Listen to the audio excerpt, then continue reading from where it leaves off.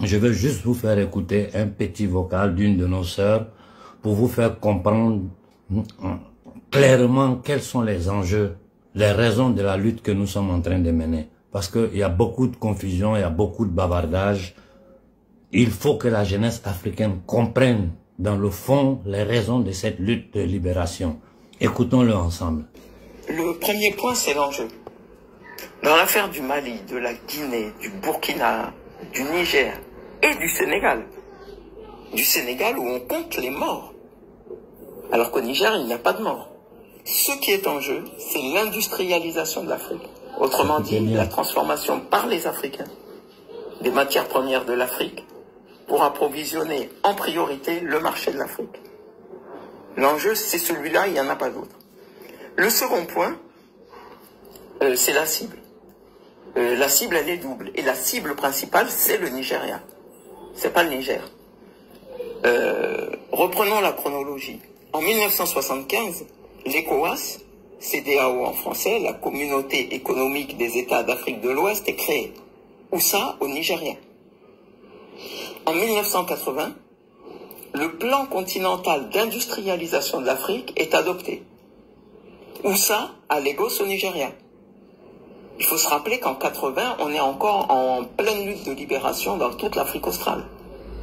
Et qu'il va falloir attendre 1994 pour des élections libres en Afrique du Sud. Je passe, chute du mur de Berlin, etc. 2003. Les 15 États de l'ECOWAS commencent à travailler sur la mise en place d'une monnaie commune, l'ECO. ECOWAS, ECO quoi. On est en 2003. 2005. L'avion qui transporte les experts financiers ouest-africains et leur sécurité tombe. Aucun survivant. Il devait rejoindre Abuja, la capitale du Nigeria, pour les travaux donc sur la création d'une monnaie commune. L'avion a décollé de Lagos et à quelques dizaines de kilomètres de Lagos, c'est le crash, demeuré inexpliqué jusqu'à ce jour. Il y avait par exemple le général Cheikh Oumar Diarra du Mali parmi les victimes. Soit dit en passant, ça vous fait une belle jambe si vous avez la sécurité dans l'avion et que l'avion tombe. 2009, donc là on est en 2005, 2009, l'ensemble des États de l'Union africaine adoptent une vision minière africaine.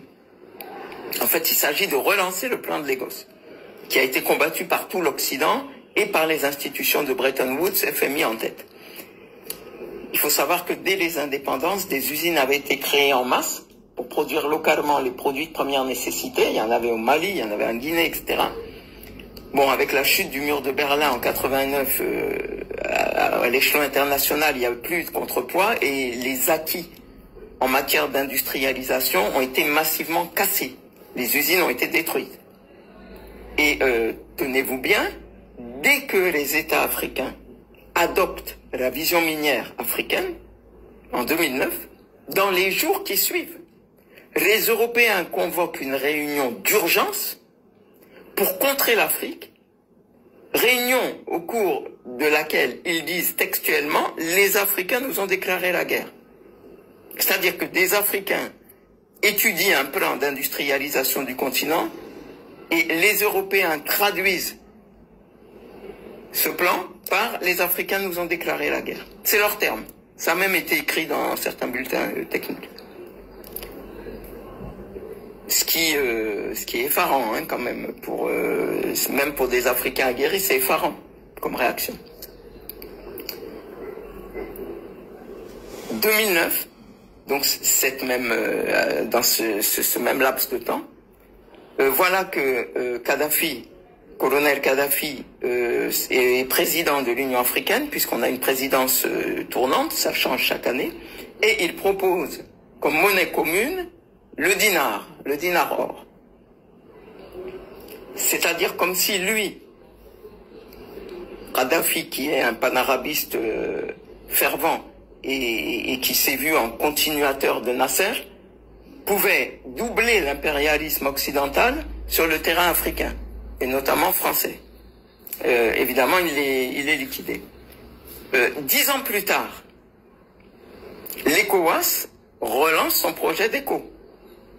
Et maintenant, c'est Alassane Ouattara, donc en visage noir de défense de l'UEMOA, donc l'organisation qui gère le franc CFA fabriqué en France.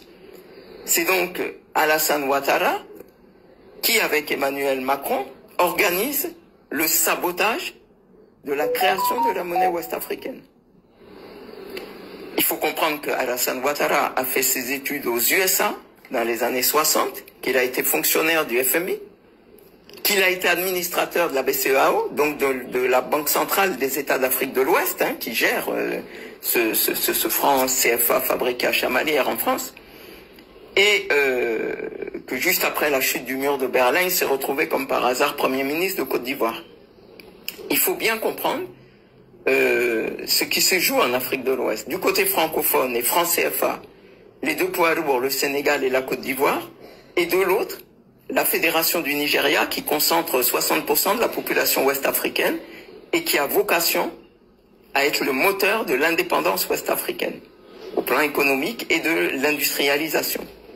Alors, concernant le franc CFA au plan technique, pour ceux qui ne le sauraient pas, il faut savoir qu'au sortir de la guerre 35-45, le général de Gaulle a fait dans les colonies d'Afrique un copier-coller du mécanisme monétaire astucieux qui avait été mis en place par le régime nazi dans chacun des territoires qu'il avait occupés, y compris la France, mais il y avait un certain nombre de territoires à l'Est et même dans les ghettos, etc. Bref, il a fait un système de drainage de richesse.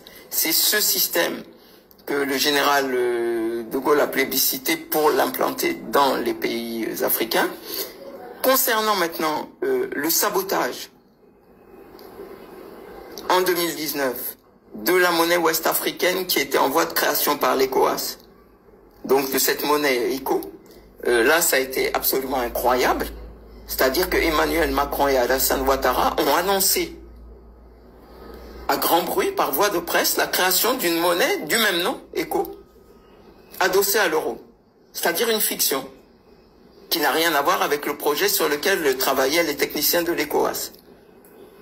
Et évidemment avec le but de semer la complète confusion, puisque Ouattara fait partie de l'ECOWAS, il annonce et quelque chose qui n'a rien à voir avec ce sur quoi les États travaillent. C'est pour donner une idée des pratiques de ces gens. Et concernant maintenant le Nigeria, il faut savoir que la France n'a eu qu'une stratégie depuis l'aube de l'indépendance, faire éclater la fédération du Nigeria. Et il est bien évident que la guerre au Niger ferait une pierre deux coups, parce que ça marquerait l'effondrement automatique de la CEDEAO et à plus ou moins brève échéance, bien sûr, l'éclatement de la fédération du Nigeria. Et c'est cette, entre guillemets, opportunité que la France veut saisir, d'où sa détermination à entraîner l'OTAN dans cette affaire.